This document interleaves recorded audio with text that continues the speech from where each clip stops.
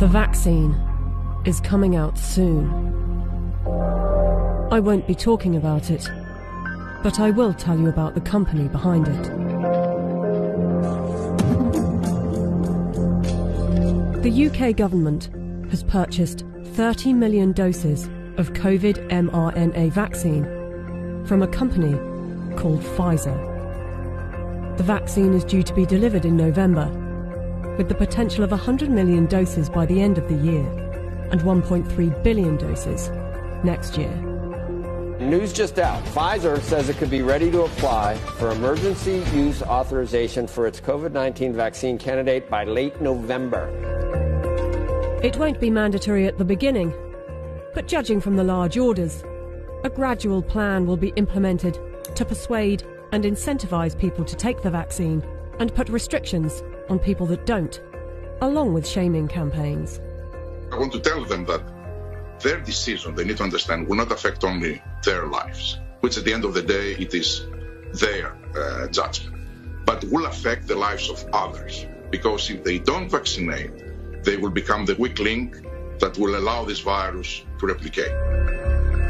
Some will say that this is conspiracy theory, so let's just stick to the facts. The government trusted Pfizer to vaccinate the British people, so it's logical to want to inquire into the company's track record in safety and ethics. After all, they must be trustworthy in fighting for humanity, right?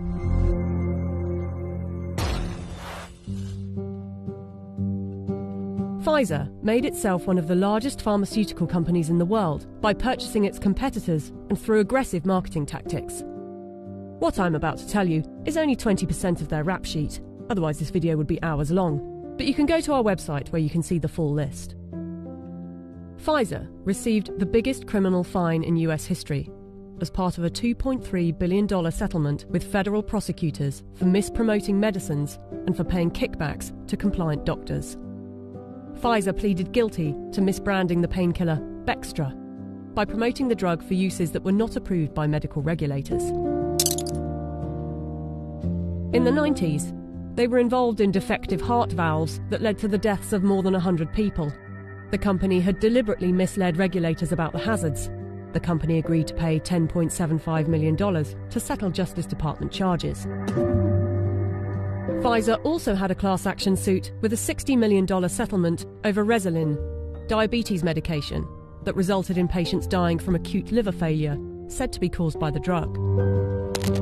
In the UK, they have been fined nearly £90 million by the UK's competition watchdog for unfair pricing to the NHS after hiking up the cost of an anti-epilepsy drug by 2,500%, charging the taxpayer an extra £48 million than the actual price, which is $2 million per year. Buying competitors and mis-selling drugs weren't the only factors in making them the giant of a company they are. Their special relations with doctors and medical professionals has also helped.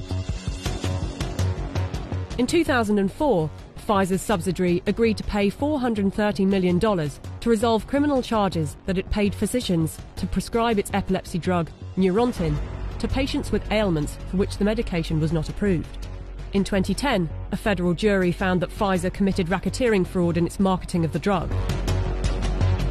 Pfizer disclosed that during a 6-month period the previous year, it had paid $20 million to some 4,500 doctors and other medical professionals for speaking on the company's behalf.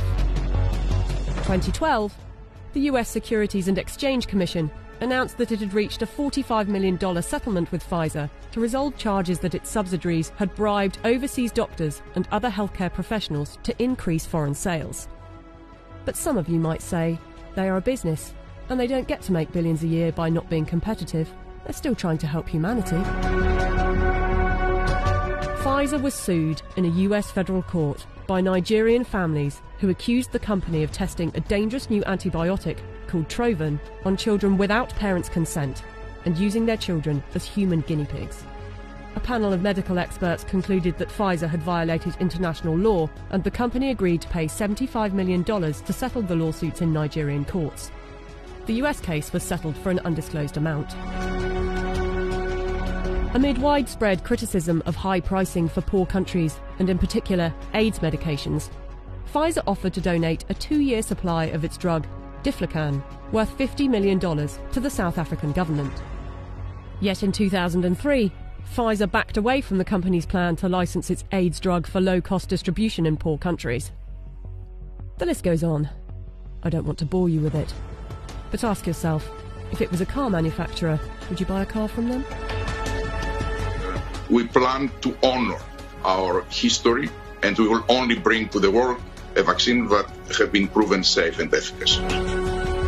If Pfizer is trustworthy enough to be given one of the keys to vaccinate the population with something that was knocked up in a few months, and with such a track record for safety and ethics, I know what I think. Do you?